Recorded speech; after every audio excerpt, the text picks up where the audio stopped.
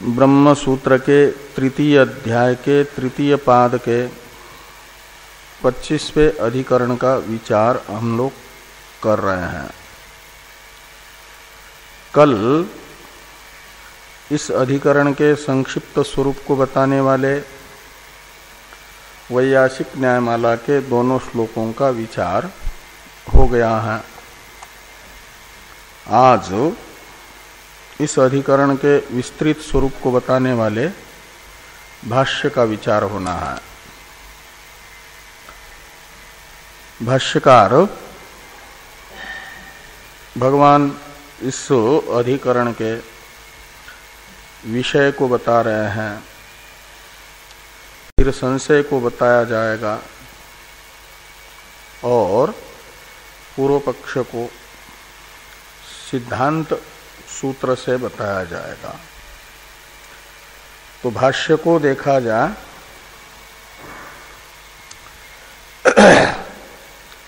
अथ यद इदम अस्मिन् ब्रह्मपुरे दहरम पुंडरीकम वेश्म दहरो अस्मिन् अंतर आकाश इति प्रस्तुत्य छंदोगा अधीयते येष आत्मा अपहत पाप्मा विजरो विमृत्युर विशोको विजिघत्सो अपिपास सत्यकाम सत्यसंकल्प इत्यादि तथा वाजस्नेहिनः स वा एष महान अज आत्मा योयम विज्ञानमय प्राणेषु य एषो अंतर्हृदय आकाश तस्मिन् शेते सर्वस्य वशी इत्यादि।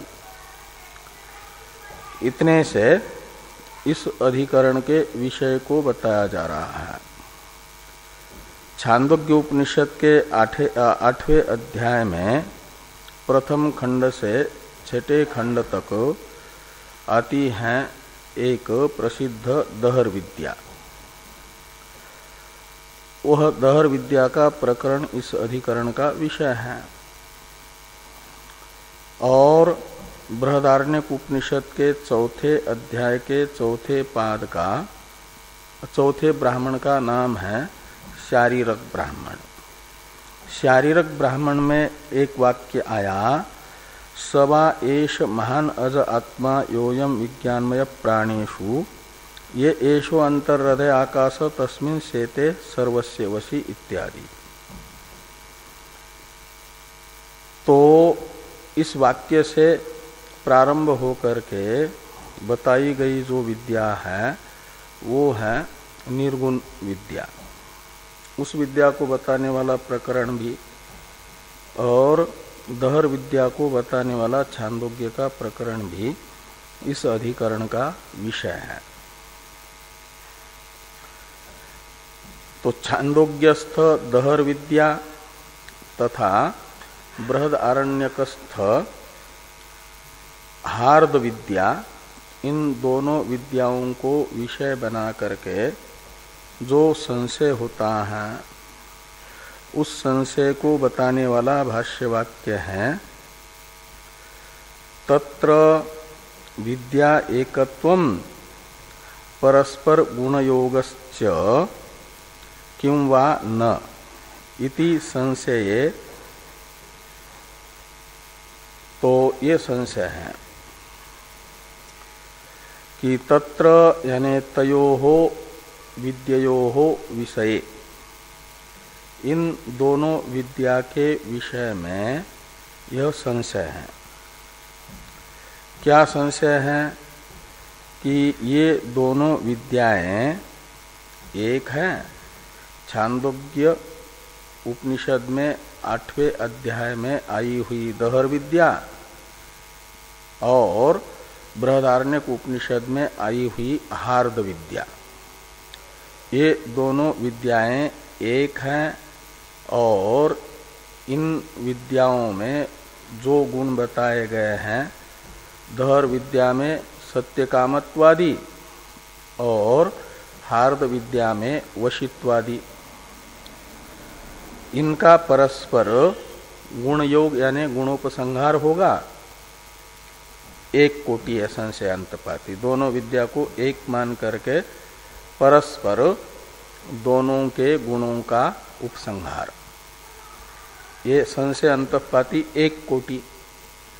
संशय अंतपाती द्वितीय कोटि है न वा से बताई गई, पूर्व कोटि के साथ ही न को जोड़ देंगे। ये दोनों विद्याएं एक नहीं है, अलग अलग है और दोनों का गुणोपसंहार नहीं होता है, एक दूसरे के साथ व्यवस्था है, उपसंहार नहीं। इस प्रकार का संशय यहाँ पर होता है। संशय का हेतु है टीका में बताया गया,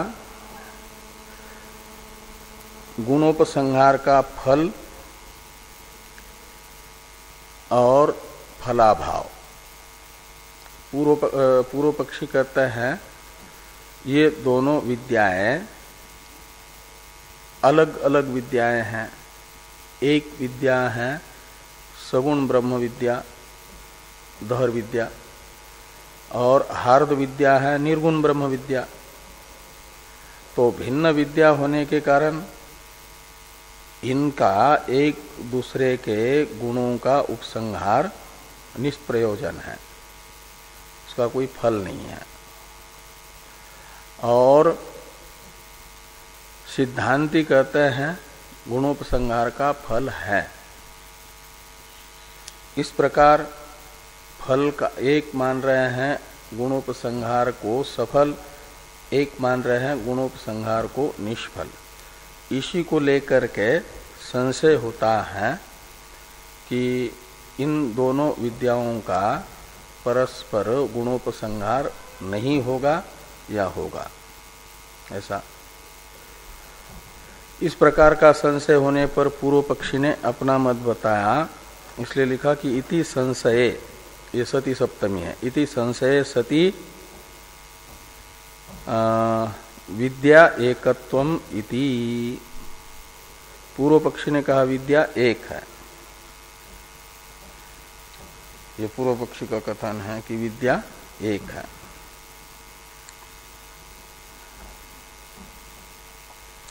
तत्र इदम उच्यते इत्यादि तो सिद्धांत सूत्र का अवतरण भाष्य है।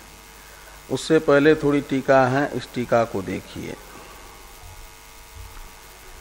सगुण निर्गुण विद्ययोः श्रुता सत्य कामादयो वशित्वादयश्च गुणा मिथ उपसंहर्तव्या नवा इति उपसंहारस्य फल भावाभावाभ्याम संदेहे सत्य विद्यायाः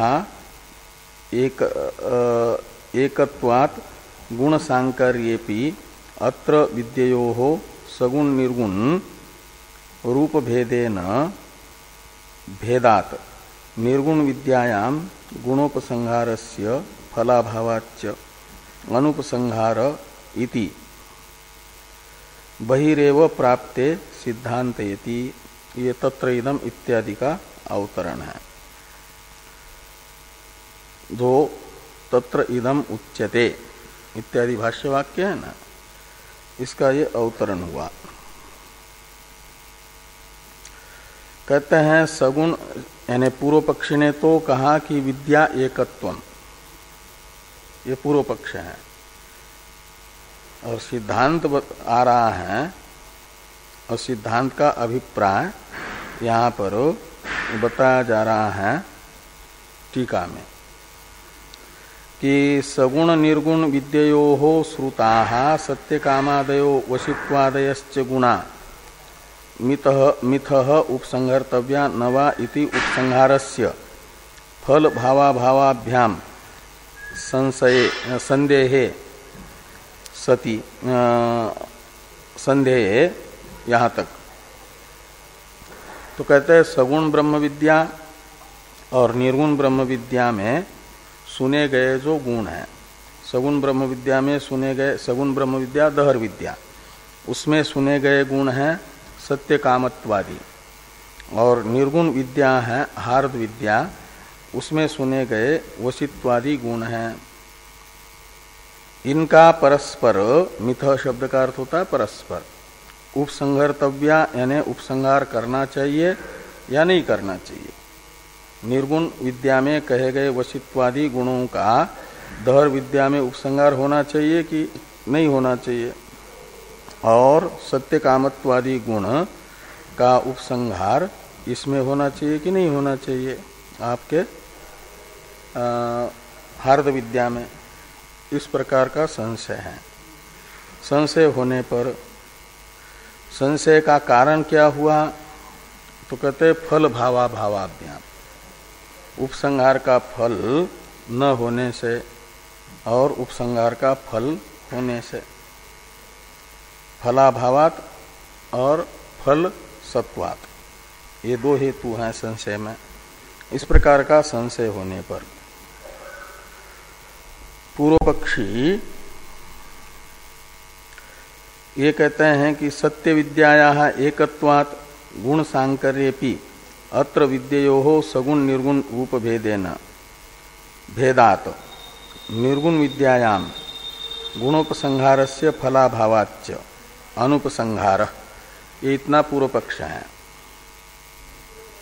कि जो सत्य विद्या बताई गई पूर्व अधिकरण में, सत्य विद्या बताई गई ना बृहदारण्यक उपनिषद के 5वें अध्याय के 4थे ब्राह्मण तथा 5म ब्राह्मण में आई हुई जो विद्या है वो सत्य विद्या है। वो दोनों विद्याएं एक हैं। सत्य ब्रह्म की उपासना, वो सत्य ब्रह्म है हिरण्यगर्भ, तो वह एक होने से 4थे ब्राह्मण में कहे गए गुण और 5वें ब्राह्मण में कहे गए गुणों का सांकर यानी उपसंहार हो जाने पर भी अत्र विद्ययोः सगुण निर्गुण रूप भेदेन, तो यहाँ विद्या का रूप भिन्न है। विद्या का रूप हुआ करता है वेद्य, और वेद्य है दहर विद्या में सगुण ब्रह्म और हार्द विद्या में निर्गुण ब्रह्म। इस प्रकार यहाँ रूप भिन्न होने से यानी वेद्य भिन्न होने से तो विद्ययोः सगुण निर्गुण रूप भेदेन, विद्ययोः भेदात ऐसे लगाना।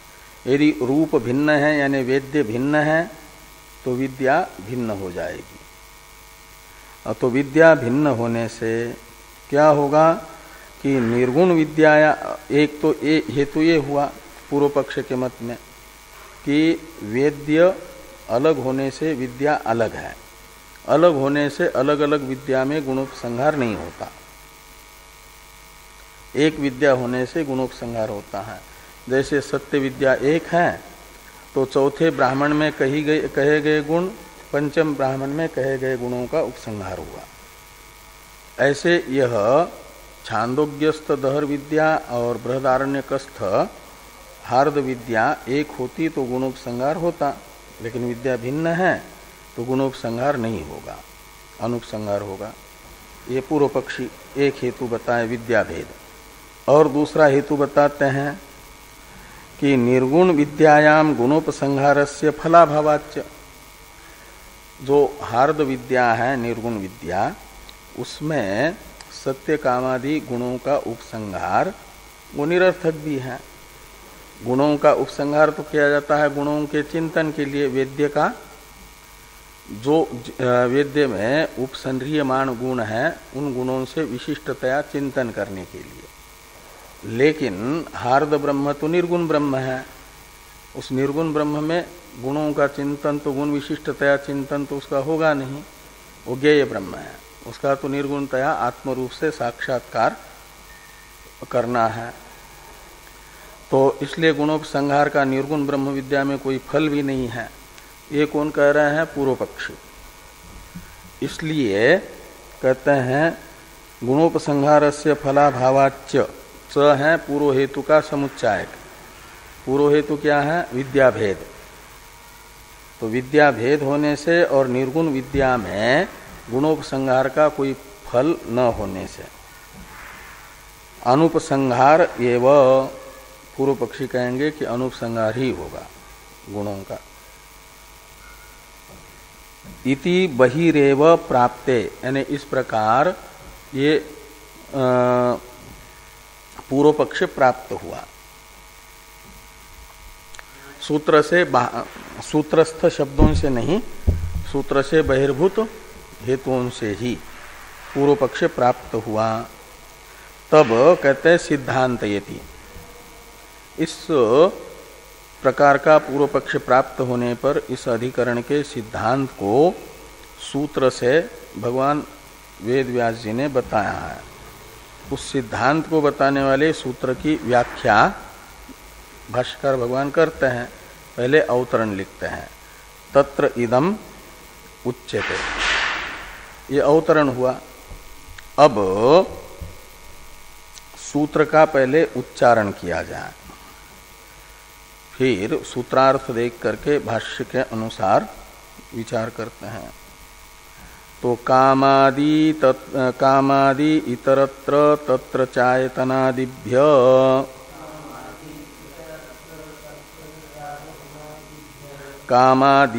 कामादितरत्र तत्र चायतनादिभ्य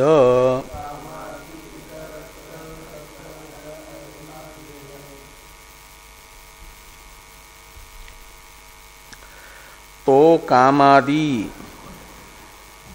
इतरत्र तत्र च, इसमें कामादि और इतरत्र दो पद निकले अलग अलग। तत्र ये तीसरा, च चौथा, आयतनादिभ्य पांचवा, ऐसे 5 पद हैं इस सूत्र में। कामादि में काम शब्द से सत्य काम ये लेना।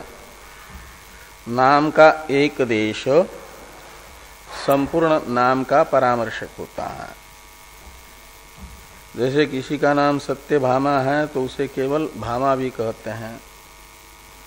ऐसे सूत्र में भगवान वेद व्यास जी ने दहर विद्या में बताए गए जो सत्य कामादि गुण हैं उनका परामर्श करने के लिए कामादि शब्द का प्रयोग किया है। इसलिए काम शब्द से लेना सत्य काम, और आदि शब्द से फिर सत्य काम गुण हैं आदि में जिनके, या सत्य कामादि गुण के आदि में जो हैं, ऐसा बहुरी समास करके और दोनों को लेना। सत्य काम ये गुण तो बीच में आया है ना, यह आत्मा अपहत पापमा विजरो विमृत्यु इत्यादि वाक्य में जो दहर आकाश में गुण बताए गए हैं अपहत पापमत्वादि, ये हैं सत्य काम गुण को बताने वाले शब्द से पूर्ववर्ती शब्द के द्वारा बताए गए, और बाद में बताए गए गुण हैं आपके सत्य काम के बाद आए हुए हैं सत्य संकल्प इत्यादि। तो सत्य संकल्प इससे तो लिया जाएगा काम, सत्य काम है आदि में जिनके, ऐसा षष्ठी तत्पुरुष समास करके, क्या नाम, बहुरी समास, उसमें षष्ट्यंत से बहुरी समास करके लिया जाएगा।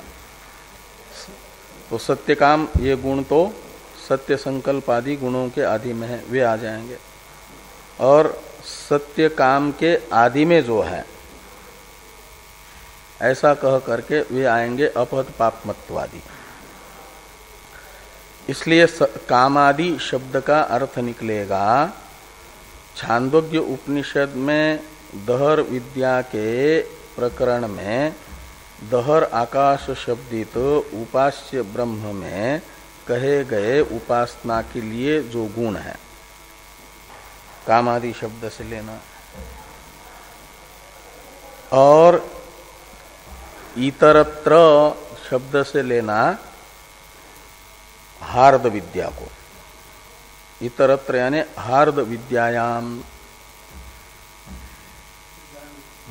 तो बृहदारण्यक उपनिषद के 4थे अध्याय के 4थे ब्राह्मण में कही गई जो हार्द विद्या है, उस हार्द विद्या में छांदोग्य उपनिषद के दहर विद्या के सत्य कामादि गुणों का उपसंहार करना चाहिए। सत्य कामादय इतरत्र यानी हार्द विद्याम उपसंहर्तव्या, उपसंहर्तव्या पद का अध्याय कर दीजिए। तो ये हो जाएगा कामादय इतरत्र यानी सत्य काम हार्द विद्यायाम उपसंहर्तव्या, ये हुआ। और तत्र, इसमें तत्र शब्द से ले लीजिए दहर विद्या को। तो तत्र च शब्द से लीजिए वशित्वादि गुणों को, जो निर्गुण विद्या की स्तुति के लिए हार्द विद्या में कहे गए वशित्वादि गुण हैं, उन वशित्वादि गुणों का भी वशित्वादय गुणा च शब्द से ग्राह्य है। और तत्र यानी दहर विद्यायाम उपसंहर्तव्या, ऐसा लगा दीजिए। तो दहर विद्या में कहे गए सत्य कामादि गुणों का हार्द विद्या में और हार्द विद्या में कहे गए वशित्वादि गुणों का दहर विद्या में उपसंहार करना चाहिए। ये कामादि इतरत्र तत्र च, इन चार पदों का अर्थ निकलेगा। दोनों विद्या में कहे गए गुण एक दूसरे में उपसंहृत होंगे, करनी ही चाहिए। विद्या भिन्न होने पर भी, ये भी लगाना, विद्या भेदेपि, विद्या भिन्न भिन्न होने पर भी दोनों विद्याओं के गुण एक दूसरे में उपसंहृत करनी चाहिए। कहा क्यों? पूर्व पक्षी का एक अवान्तर प्रश्न होगा, कस्मात, कस्मात हेतु। हाँ, तो सिद्धांती हेतु बताते हैं आयतनादिभ्य, ये पंचम्यंत हेतु है। आयतनादिभ्य में आयतन शब्द का अर्थ है आश्रय, आधार। तो सगुण ब्रह्म विद्या का जो आधार है उपासना के लिए बताया गया, वो भी हृदय है। हृदय रूपी आयतन में आश्रय में ही दहर आकाश शब्दित ब्रह्म की उपासना सत्य कामत्वादि गुणों से विशिष्टतया करने के लिए बताया है। वो आयतन कहाँ उपासना करनी है? तो कहा कि वो सत्य कामत्वादि गुणों से विशिष्ट ब्रह्म हृदय में है, हृदय रूपी आयतन में रहता है। तो हृदय आयतन के रूप में दहर विद्या में भी बताया गया। कहा वो ज्ञेय ब्रह्म कहाँ है? तो ज्ञेय ब्रह्म को वहां बृहदारण्यक उपनिषद में हार्द विद्या में बताया गया कि येषो अंतर हृदय आकाश तस्मिन् सेते, इसमें हृदय सप्तमी है, वो अधिकरण अर्थ में है। आयतन शब्द का अर्थ होता है अधिकरण, इसलिए हृदय रूप अधिकरण में वह अंतराकाश है। अंतराकाश शब्द का अर्थ है ब्रह्म। वो ज्ञेय ब्रह्म कहाँ है? तो हृदय में है। तो इस प्रकार हृदय रूपी आयतन निर्गुण ब्रह्म विद्या में भी निर्गुण ब्रह्म के आयतन के रूप में बताया, और सगुण ब्रह्म विद्या में भी दहर आकाश शब्दित तो सगुण ब्रह्म के आयतन के रूप में हृदय को बताया है। तो ये समानता है दोनों में। हृदय रूपी आयतन एक समान हुआ। दूसरा, वहां पर भी हृदय रूपी आयतन में चिंतनीय दहर आकाश शब्दित परमेश्वर ही है, परमात्मा ही है। और यह एष अंतर हृदय आकाश तस्मिन् सेते, इसमें हृदयांतर आकाश शब्द से ग्राह्य भी परमात्मा ही है। तो इस प्रकार दोनों विद्याओं में वेद्य परमात्मा है। ये भी एक समानता है, आयतन की समानता, वेद्य की समानता। और तीसरी बात, आयतनादिभ्य में आदि शब्द से और भी लेना है, वो है कि दहर विद्या के प्रकरण में भी और हार्द विद्या के प्रकरण में भी जो हृदयांतर आकाश शब्दित परमात्मा है उसे सेतु के रूप में बताया। दहर आकाश शब्दित उपास्य ब्रह्म को भी सेतु के रूप में बताया। वो सेतु की तरह सेतु है। और दोनों में बताया गया कि वह इन लोगों का नियामक है। वो किसी को अपनी अपनी मर्यादा का उल्लंघन नहीं करने देता। ये लोगों को मर्यादित रखने वाला के रूप में दोनों विद्या में वो वेद्य को बताया गया है। हाँ, सेतु रूप में और सबको अपनी अपनी मर्यादा में रखने वाले के रूप में दोनों विद्या में ये बताया गया वेद्य को। ये सारी समानताएं हैं कई एक। इन सब समानताओं के कारण क्या होना चाहिए कि विद्या भेद होने पर भी दहर विद्या में कहे गए सत्य कामादि गुणों का हार्द विद्या में और हार्द विद्या में कहे गए वशित्वादि गुणों का दहर विद्या में उपसंहार ही होना चाहिए।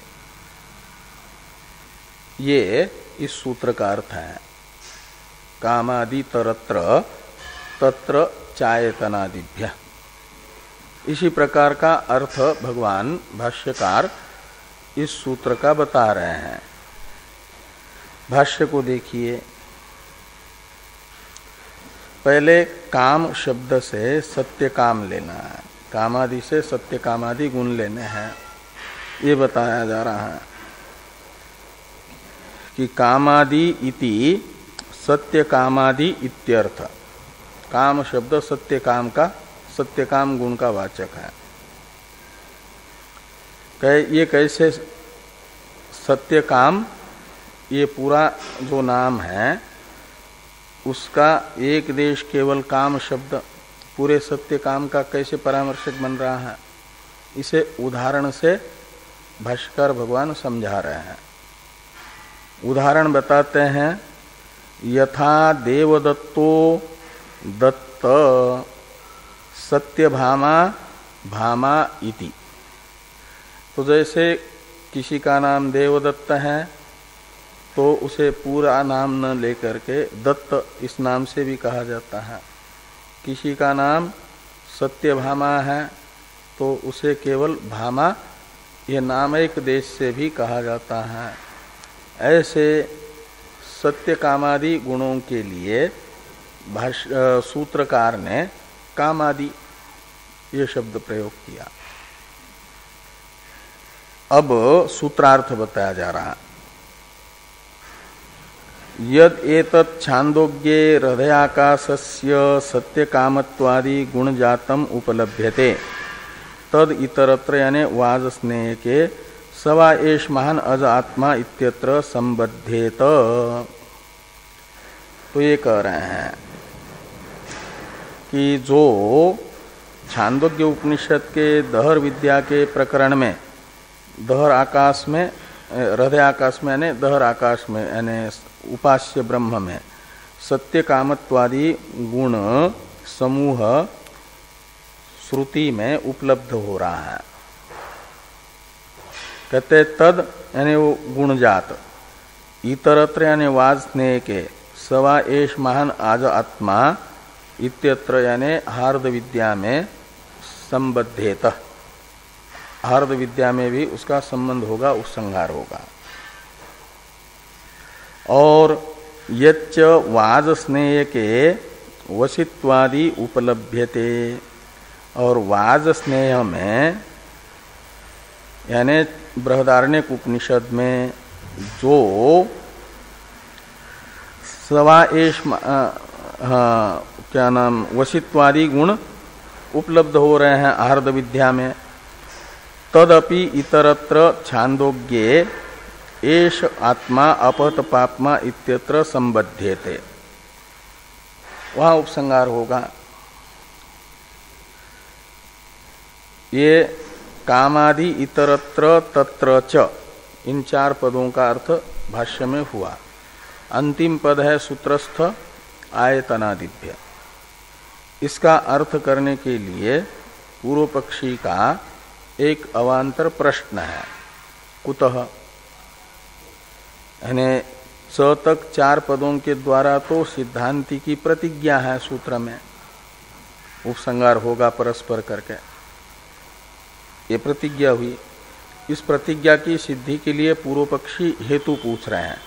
कुतः यानी कस्मात् हेतु, किस कारण से आप छांदोग्य में हार्द विद्या के वशित्वादि गुणों का और हार्द विद्या में सत्य कामत्वादि गुणों का उपसंहार मान रहे हो। कुतः शब्द का अर्थ निकलेगा। इसमें हेतु बताया गया अंतिम पद से आयतनादिभ्य से। अब ये आयतनादि सामान्यात, ये हेतु हुआ। तो आयतनादि समानता दोनों विद्या में होने के कारण दोनों विद्यास्थ गुणों का परस्पर उपसंहार हम बता रहे हैं। ये आयतनादिभ्य से कहा गया। अब आयतनादिभ्य ये जो सूत्रस्थ हेतु वाक्य है, इसकी व्याख्या भाष्य में है कि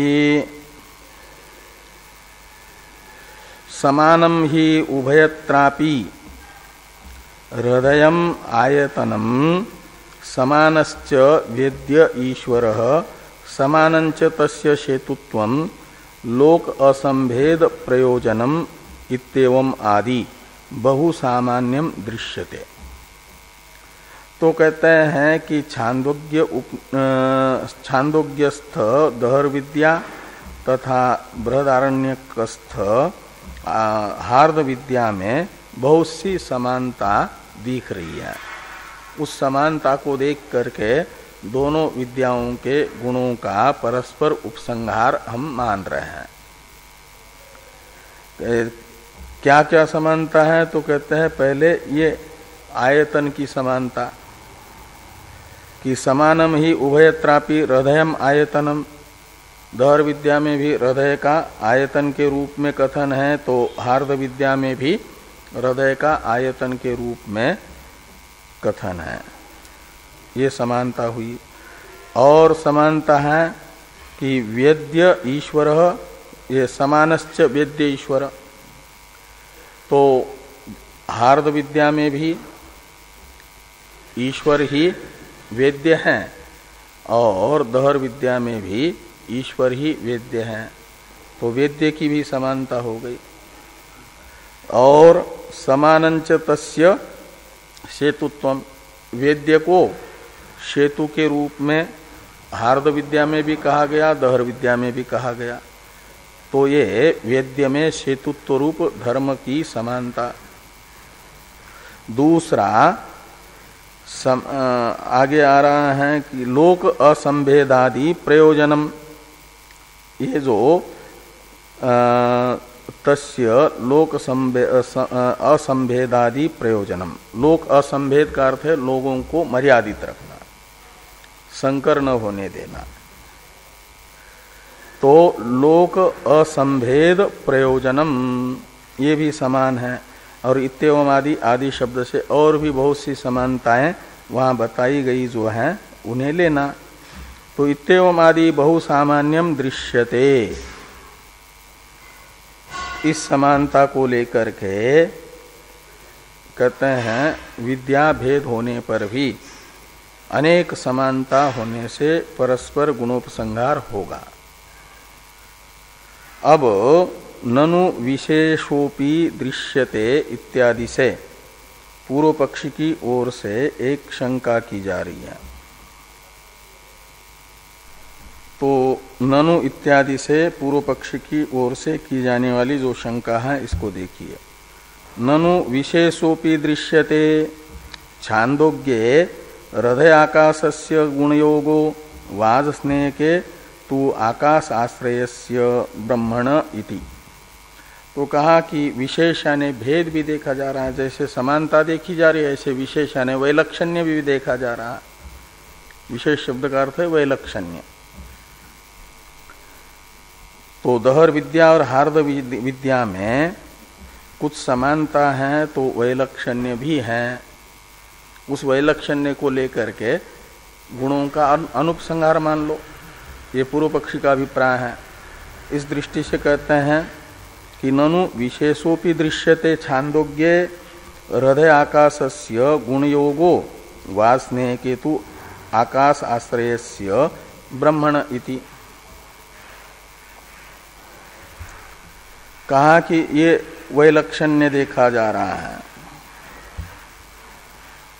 कि छांदोग्य उपनिषद में हृदय आकाश शब्दित जो दहर आकाश है ब्रह्म, उसी में गुणों का संबंध देखा जा रहा है। और वास्नेहक में यानी बृहदारण्यक उपनिषद में तो आकाश आश्रयस्य ब्रह्मण, तो आकाश हृदय आकाश आश्रित जो ब्रह्म है उस ब्रह्म में गुणों को बताया जा रहा है, वशित्वादि। ये भेद है। वहाँ हृदय आकाश शब्दित ब्रह्म है, पूर्व पक्षी कह रहे हैं छांदोग्य में, और बृहदारण्यक में हृदय आकाश आश्रित ब्रह्म है और उसमें गुणों को बताया जा रहा है। ये भेद है। इस प्रकार की जो पूर्व पक्ष की शंका है, ये मान करके कि छांदोग्य में तो दहर आकाश ब्रह्म है और बृहदारण्यक में हृदय आकाश आश्रित ब्रह्म है, हृदय आकाशी ब्रह्म नहीं है। ये जो अवान्तर भेद हैं, भेद विषयक शंका पूर्व पक्ष की, उसका निराकरण कर रहे हैं सिद्धांती न इत्यादि से कि न दहर उत्तरेभ्य इत्यत्र छांदोग्ये अपि आकाश शब्दम ब्रह्मैव इति प्रतिष्ठापितत्वात्। तो न यानी ये शंका करना, वैलक्षण्य दिखाना उचित नहीं है कि छांदोग्य में तो हृदय आकाश ब्रह्म है, हृदय आकाश में गुण बताए गए हैं और बृहदारण्यक में आकाश आश्रित ब्रह्म में गुण बताए गए, इत्याकारक वैलक्षण्य बताना उचित नहीं है। ये न शब्द का अर्थ निकलेगा।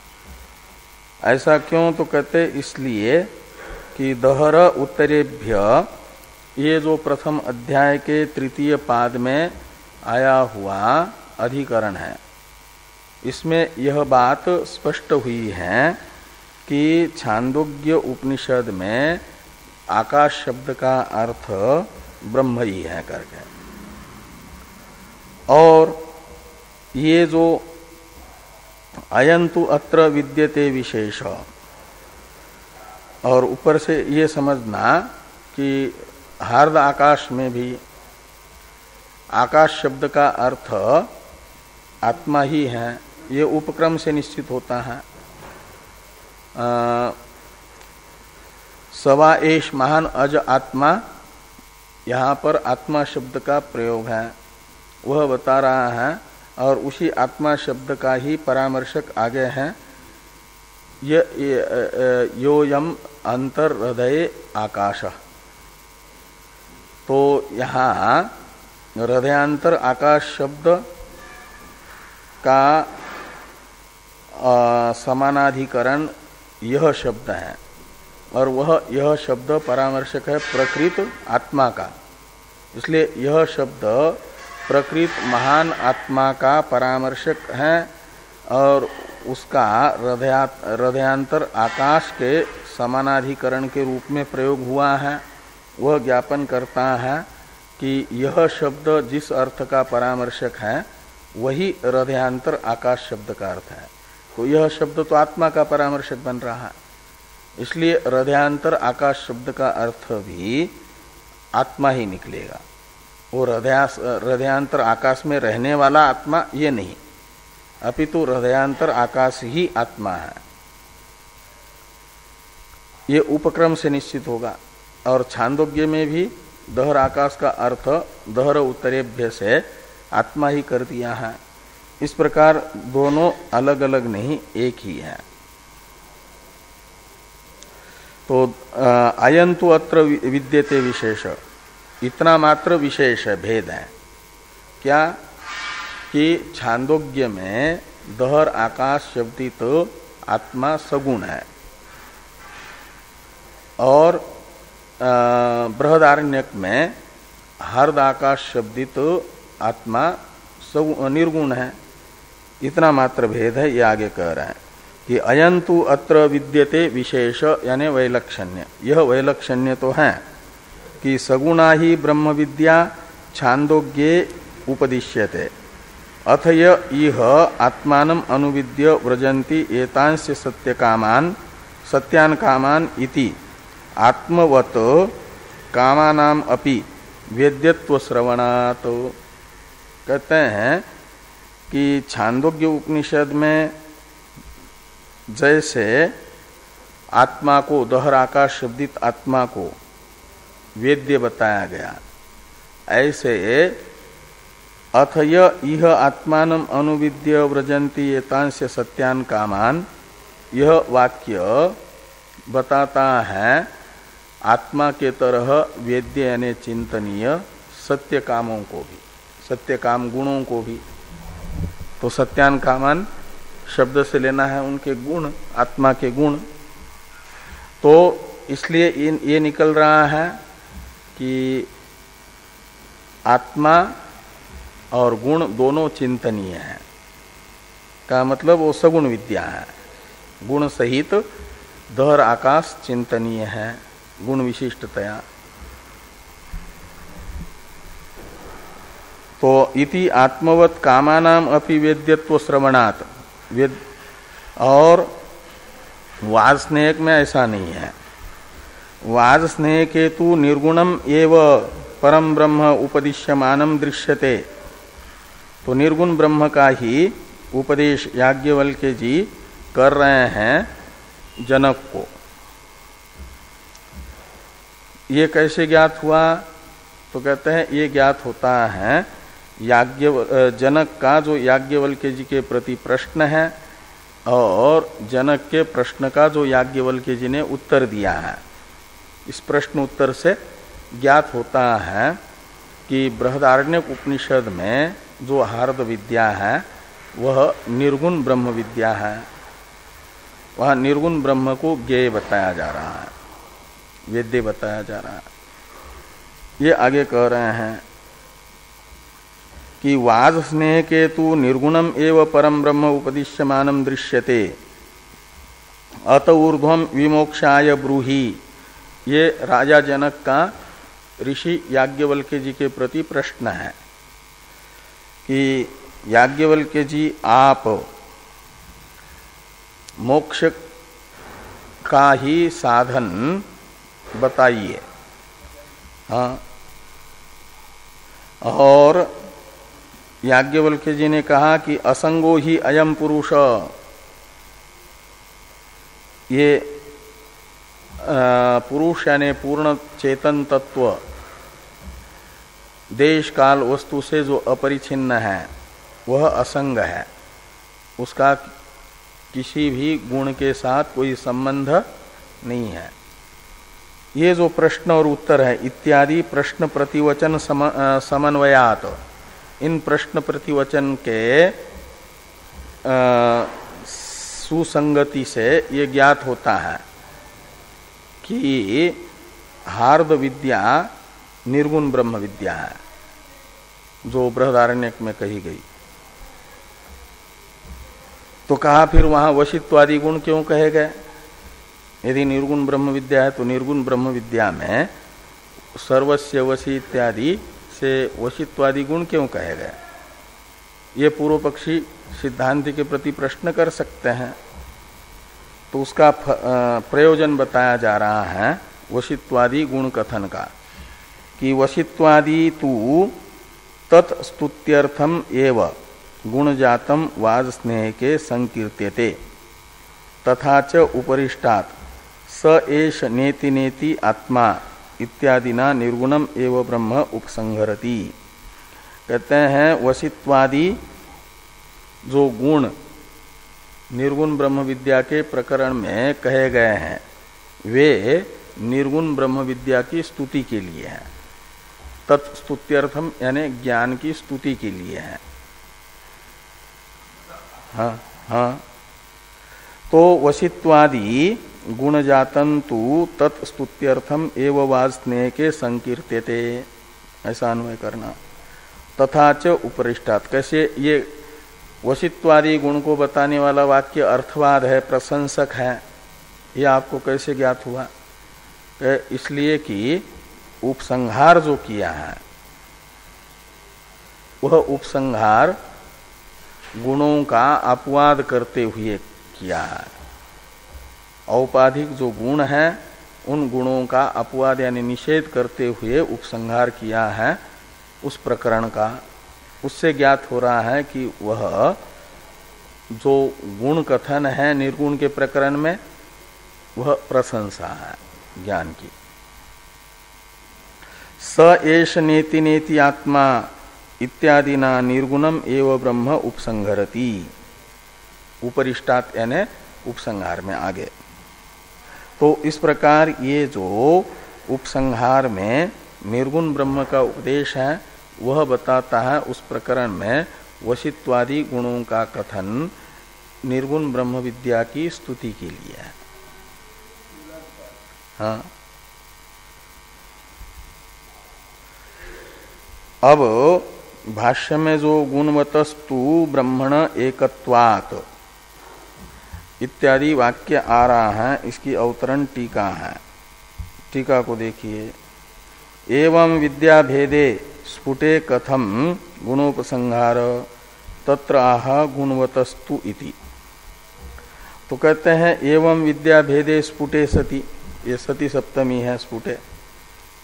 तो इस प्रकार यदि गुणों का स्पष्ट रूप से भेद है तो स्पष्ट रूप से गुणों का भेद होने पर कथम गुणोपसंहार, तो गुणों का उपसंहार कैसे होगा? विद्या भिन्न भिन्न होने पर, एक सगुण ब्रह्म विद्या है, एक निर्गुण ब्रह्म विद्या है, ऐसा आप स्वयं भी स्वीकार कर रहे हो सिद्धांती, तब तो कैसे यहाँ गुणोपसंहार होगा? ये पूर्व पक्षी का प्रश्न हुआ। इसका उत्तर देने के लिए ये वाक्य है भाष्य में कि गुणवतस्तु ब्रह्मण एकत्वात् विद्या एकत्वात् विभूति प्रदर्शनाय अयम गुणोपसंहार सूत्रितो न उपासनाय इति द्रष्टव्यम। तो ये जो ये बताया जा रहा है कि भिन्न विद्या होने पर भी जो ब्रह्म है वही उपाधि संपर्क से सगुण है और उपाधि विनिर्मुक्त होकर के निर्गुण होता है। इसलिए गुणवान ब्रह्म के एक होने से विभूति प्रदर्शनाय दहर आकाश शब्दित ब्रह्म का, ब्रह्म की विभूति को, विभूति कहते हैं ऐश्वर्य को दिखाने के लिए अयम गुणोपसंहार, इससे जो है ऐश्वर्य का प्रदर्शन हो जाता है, इसलिए गुणोपसंहार है। गुणोपसंहार सूत्रित न उपासना है, निर्गुण ब्रह्म की उपासना के लिए नहीं अपितु प्रशंसा के लिए। जैसे वहाँ पर अधिकरण सार में कहा गया था कि उपास्ते क्वचित अन्यत्र स्तुतये, निर्गुण ब्रह्म विद्या में तो स्तुति के लिए गुणोपसंहार और सगुण ब्रह्म विद्या में उपासना के लिए उपसंहार। इस प्रकार ये उपसंहार हो जाता है। अब थोड़ी टीका है, लेकिन इन लोगों का ये हुआ, टीका में 4-5 पंक्तियां हैं, इसको कल करके वो हम लोग दूसरे अधिकरण का प्रारंभ करेंगे कल, इन टीकाओं को पूरा करके।